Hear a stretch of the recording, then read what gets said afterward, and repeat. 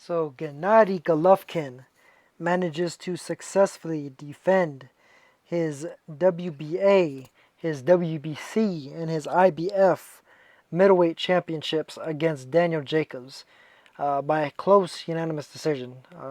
Judges scored at 115 to 112 on two of the judges' scorecards, and as well as 114 to 113. Personally, similar to with the Chocolatito versus Cesar Kitso Rungvisai fight, I feel like the wrong man won. And actually, similar to that fight I just mentioned, I thought that Jacobs won with, at least in rounds wise. I thought he won 8 rounds to 4. I had it 115 to 112. Of course, you take away one more point for the knockdown that Golovkin managed to score on Jacobs in the fourth round. But especially after that, up until that knockdown, and even after that knockdown, I thought Jacobs just did a fantastic job of boxing beautifully, switching into southpaw, changing his looks. He did a really good job. He boxed really better than I've ever seen him box before. He boxed in the way that he kind of showed a lot of promise years back before his cancer problem, back before Pirogue. He showed a lot of promise as a young, hungry young fighter, and he got kind of cut off a bit early, but it looks like he grew from that. He grew from that mentally, and he definitely grew from that technically, and he did just a fantastic job against Golovkin, taking a lot of Golovkin's power out of the fight, taking a lot of Golovkin's follow-up out of the fight. There were several times where Golovkin did manage to stun Jacobs, but Jacobs was able to recover fast, was able to respond well, was able to switch up his style in terms of his defense, switch up the angles at which he was moving his head, his torso, etc., and also switch up the directions at which his punches were coming from in a manner that it made Triple G kind of second guess exactly where he was going to be coming from with his own shots. There were a lot of moments where Golovkin was able to control Jacobs with the jab, but there was also a lot of moments where Jacobs was able to control Golovkin with his jab, whether it was from the orthodox stance or the southpaw stance. And I think it's just that variation in Jacobs with regard to changing his look constantly against Golovkin that was really, on my card at least, and on a lot of people's cards, won him the fight. I thought it was a matter of Golovkin, especially later, starting to tire out a bit, and I think a lot of that was Jacobs putting a lot of work to the body, and that body work, especially in the later rounds, paying a lot of dividends. But a lot of good right hooks to the body, left hands to the body, jabs to the body. He of course mixed it up with the head as well. Did a very good job of varying up his shots both to the body and the head. Making it so that he was able to land clean, so that Golovkin's guard would be going high, low, high, low, high, low, and Jacobs was basically shooting his punches wherever Triple G's guard was not, and he did a solid job at it. And I really can't say it much more, man. Jacobs did a fantastic job. Boxed better, put on the performance of a lifetime. Put on a legendary type of performance with regards to a lot of people really didn't expect that from him. I didn't necessarily expect it from him. I felt like there was a slight, ever so slight possibility that he could do something where he was able to change his look and kind of pick Triple G out from the outside with his hand speed and his foot speed. But I just didn't think that he was going to be able to be disciplined enough and be able to switch it up enough to actually pull it off. And I felt like Golovkin would eventually catch up to him and KO him. But it didn't happen. Did not happen. Golovkin stunned him a few times. Jacobs stunned Golovkin a couple of times. But if there was one guy that a little bit more hurt than the other, it was definitely Jacobs. There was a couple of times where Jacobs looked like he was a bit stunned, a bit rattled. A little bit more so than Golovkin, but Golovkin definitely took his shots as well, and definitely looked a little bit rattled, particularly with the shots to the body. Not necessarily as much to the head, but definitely some of those body shots. You could see Golovkin hunching over a little bit after a few of those body combinations managed to land for Danny Jacobs. But it's kind of like with the Gonzalez and Sisaket fight. Excuse me. It's kind of a bittersweet moment because as much fun as I had watching this fight, the decision was a letdown. It was an anticlimax. It was just like, oh man, I can't believe it. Like, I saw Jacobs winning the fight, but the judges did not give him the decision that I feel was rightfully his. And it's just unfortunate. I think that Jacobs really shook up the world, proved a lot of people wrong, even with a loss, even with an official loss, proved a lot of people wrong. Pulled off what amounts to a big upset. Even just going the 12 rounds was really an upset in its own right. But just the way that he was able to do it, fighting on even terms and even better than even terms with Triple G. I can't help but just take my hat off to the man. He did a fantastic job. Really proved himself beyond belief. And Triple G, I thought proved himself a bit more too, because being that this was the most competitive fight of his career, I do think that Triple G had to pull a little bit out the hat. I think that he had to vary some things up a little bit in there. He started showing some different levels to his game. But ultimately, I actually do feel to a certain degree like the fact that Triple G's had it so easy the last few years, he's been beating these guys so easy that he developed some bad habits, and I think those bad habits kind of came to bite him in the ass a little bit against Jacobs. I think he kind of got dug into a hole in the first few rounds against Jacobs, and it was a bit of a struggle for him to try and dig himself back up out of it, to claw his way back into the fight.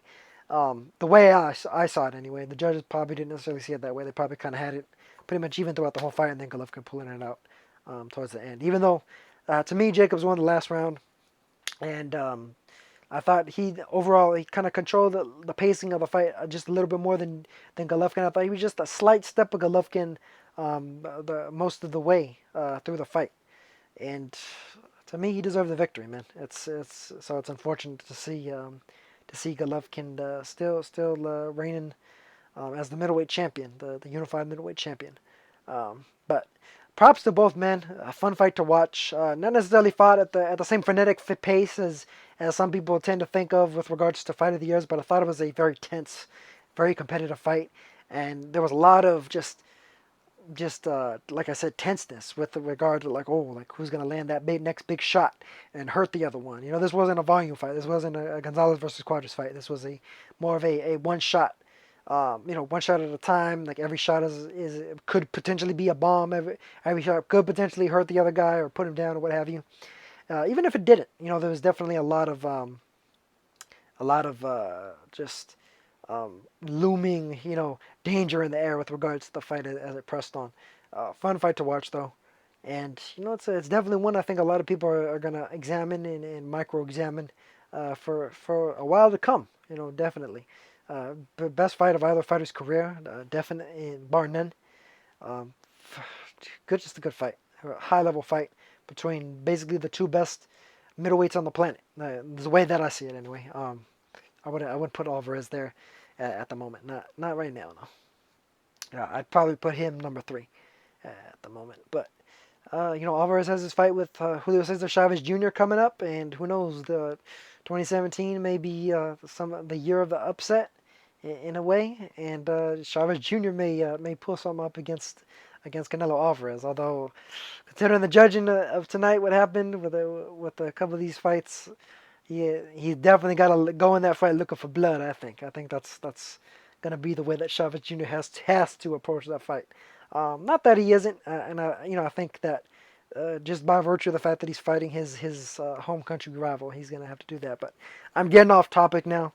Golovkin, what is his next move gonna be? Not necessarily sure.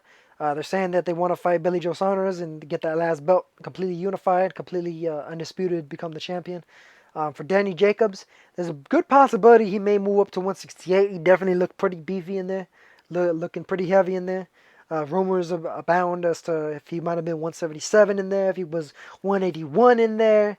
But yeah, he definitely looked big and strong, looking ready to move up. I mean, Golovkin definitely didn't look like a midget in there, though.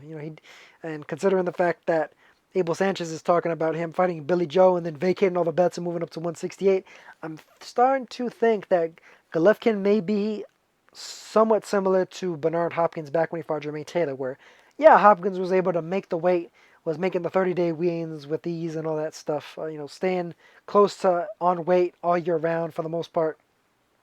But at the end of the day, he was keeping his weight artificially low by keeping such a strict diet. And his body was kind of starving. His body was thinking like, damn, give me calories, man. I need to move up. I want to be bigger. I want to be stronger. I want to have more muscle on me, man. I'm a grown man. What are you doing to me? I think Golovkin's body may potentially be doing that to him.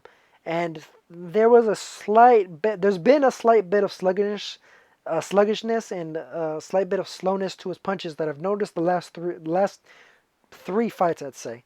That wasn't necessarily there back when he fought Mike Rosado and such. I think it might be age, but it also might be the weight. It might be the weight cut. And I think that that is a distinct possibility. Um, so who knows? Maybe Golovkin and Jacobs may meet again in the future at super middleweight. All things being equal. Sub middleweight is definitely a little bit more of an open division, especially with Badu Jack departing for the light heavyweight division. But as for Golovkin, outside of Danny Jacobs, it's still very difficult for me to see anybody at middleweight defeating him, or anybody that wants to move up to middleweight. I'm talking about the likes of Arislani Lara and even Jermall Charlo. I think Charlo would definitely be a fun fight to watch, though. In light of some of the things that Jacobs managed to show off in there. I think Charlo would be a pretty interesting opponent for Golovkin should he manage to get himself into contention. Maybe he could aim at Hassan and Dom and become the mandatory, or maybe he can get that. Maybe get a good fight with Billy Joe Saunders, lure him in there with that money, or head over to the UK for the money and try and get that title. And then all of a sudden you're a target for Triple G. Triple G's the target for you, and you can get paid and potentially pull off the dub. Pull off the dub and actually get awarded it. Never know. I would still favor Golovkin against every fighter that's not named Daniel Jacobs at middleweight. And I mean, otherwise, he definitely proved his class. Not necessarily in terms of like pound for pound top three clout, but he's definitely still pretty high up there, just in the general sense. Because I think that Jacobs pulled off a pretty damn good boxing display in there that is something that isn't really seen necessarily terribly often across all of the weight classes. I think Jacobs definitely deserves a ton of props for that. Golovkin deserves his props for what he did. If to me, if Golovkin's in your top 10 pound for pound list, you got to have Jacobs in there too. That's just what it is. But that's pretty much the way that I saw it. I feel like Jacobs won. Really unfortunate, but props to Jacobs for pulling off a great performance. Props to Triple G for showing some extra levels and managing to gut it out. Even if I don't feel like he won the decision, he definitely gutted some of those later rounds out, and did what he felt he had to do in order to get the victory. Did at least what the judges felt he had to do as well.